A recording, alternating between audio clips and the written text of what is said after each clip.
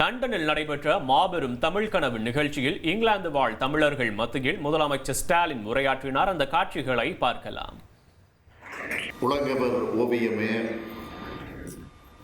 உற்சாக காவியமே, ஓடை நறுமலரே, ஒளியுமிழ் புதுநிலவே, அன்பே அமுதே அழகே உயிரே இன்பமே இனிய தென்றலே,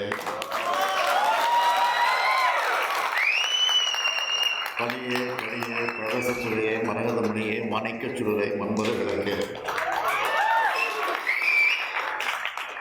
என்றெல்லாம் தமிழை அழைக்க தோன்றுகிறது. இருந்தாலும் தமிழே என்று அழைப்பதுதான்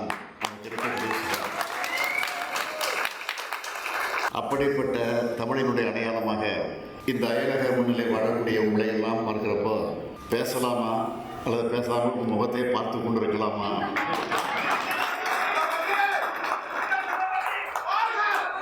அந்த எண்ணம் தான்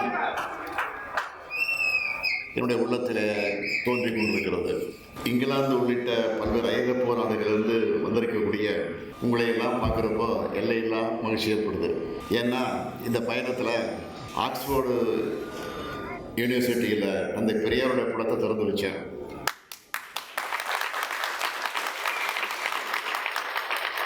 அப்போ நான் நினச்சி பார்த்தேன், ஏராளமான தமிழர்களை இந்த ஐரோப்பிய பயணத்தில் சந்தித்தேன். ஒவ்வொருத்தரும் தங்களை அறிமுகப்படுத்தி கொள்ளும்போது தமிழ்நாட்டில் தங்களுடைய ஊர் பேரை சொல்லி இப்போது ஐரோப்பாவில் இந்த நாட்டில் இந்த பொசிஷனில் நான் இருக்கோம் என்று இன்ட்ரோ பண்ணிக்கிட்டாங்க. மிக மிக எளிய பின்புலங்களில் இருந்து படித்து முன்னேறி இந்த இடத்துக்கு வந்திருக்கீங்க. நீங்கள் எல்லோரும் இங்கே சுயமரியாதையோட மதிப்புமிக்க இடத்துல இருக்கிறத பார்த்து திராவிட முன்னேற்ற கழகத்தினுடைய தலைவராக, தமிழ்நாட்டினுடைய முதலமைச்சராக நான் மிகுந்த பெருமைப்பட்டேன். அந்த பெருமையோடு தான் நெஞ்சம் குளிர, உணர்ச்சி பிறக்க, கட்டுப்படுத்த முடியாமல் கண்கள் கலங்க தந்த பெரியார் படத்தை நான் திறந்து வச்சேன். தமிழர்கள் அறிவியல் சிறந்தவர்கள், கடுமையான உழைப்பாளிகள்னு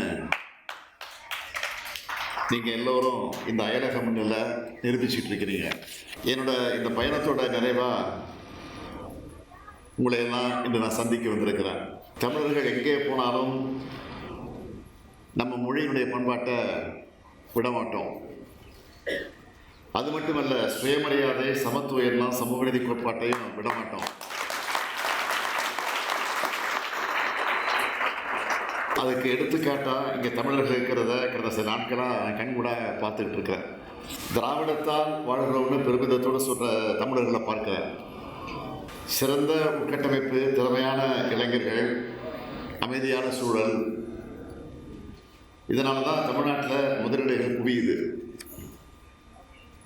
தமிழ்நாட்டோட பெருமை எடுத்து சொல்லுகிற தூதர்களாக இங்கே இருக்கக்கூடிய உங்களையெல்லாம் நான் பார்க்குறேன்.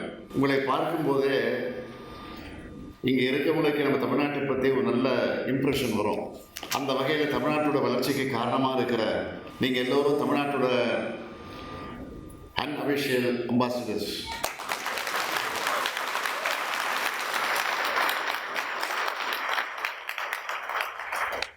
நீங்கள் தமிழ்நாட்டில் இல்லைன்னாலும் உங்கள் ஒவ்வொருத்தருக்குள்ளேயும் தமிழ்நாடு இரண்டரை கலந்துருக்கு. அதை உங்கள் உணர்வில் பார்க்குறப்போ உள்ளபடியே மகிழ்ச்சியும் பெருமையும் எனக்கு வந்து கொண்டிருக்கிறது. அதிலே நீங்கள் நிறைய குழந்தைகளுக்கு இனிமையான அழகான தமிழ் பேரெல்லாம் வச்சுருக்கிறீங்க. அவங்களுக்குள்ளேயே தமிழ் ஒன்று ஊட்டி வரீங்க. இதெல்லாம் பார்க்கும்போது தமிழுக்கு தீங்கு நினைக்க யாரோட எண்ணமும் ஒருபோது நிறைவேறாத என்ற எண்ணம் வலுப்பெறுது. இந்த மாதிரி நிகழ்ச்சிகளில் பங்கெடுத்து பேசுகிறத விட உங்கள் ஒவ்வொருத்தர் கூடவும் தனித்தனியாக பேசணும், உங்கள் வீடுகளுக்கு ஒரு அண்ணனாக வந்து தங்கணும் அப்படின்னு நினைக்கிறேன். ஆனால் அதுக்கான நேரம் போதிய நேரம் இல்லை. அதனால தான் இப்படிப்பட்ட ஒரு நிகழ்ச்சியை நடத்தி அதன் மூலமாக உங்களை எல்லாம் சந்திக்கக்கூடிய வாய்ப்பு எனக்குன்னு சொல்கிறத விட நமக்கு கிடைச்சிருக்கு. இதை முறையாக பயன்படுத்தி பொருளாதாரத்தில் முன்னேறுவதோடு பண்பாட்டிலையும் பகுத்தறிவிலையும் அடுத்த கட்டத்துக்கு நீங்கள் முன்னேற்றி கொண்டு போகணும். நம்ம தமிழ் குழந்தைகளுக்கு உயர்தர படிப்பு கொடுங்க. அவங்களோட டேலண்ட்டை வெளிப்படுத்துகிற வாய்ப்புகளை உருவாக்கி நீங்கள் தரணும்.